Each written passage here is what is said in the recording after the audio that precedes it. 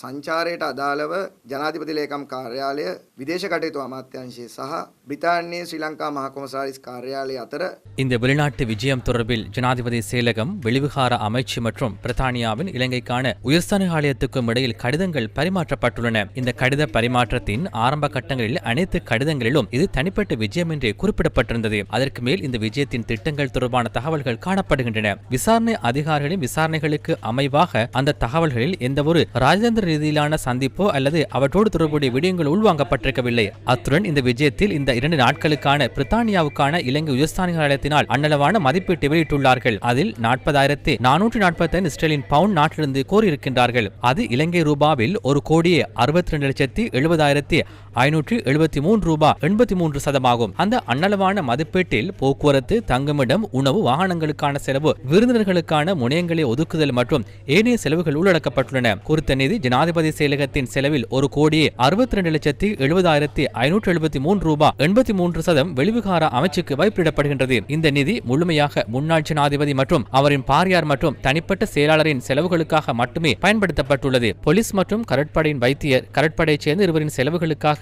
வேறாக நிதி ஒதுக்கப்பட்டுள்ளது. விசேடமாக ஜனாதிபதி செயல் அலுவலகத்தின் உள்ளக கணக்காய்வு அறிக்கையின்படி 32 லட்சத்துக்கும் அதிக நிதி அதற்காக செலவிடப்பட்டுள்ளதாக தகவல்கள் வெளியாகியுள்ளன. அந்த நிதியில் விமான டிக்கெட்டுகளுக்கான செலவுகள் எவையும் உள்வாங்கப்படவில்லை. මේ මුදල ඇතුලේ ගුවන් ටිකට් පත්වල මුදල් කිසි දෙයක් අන්තර්ගත වෙලා නැහැ.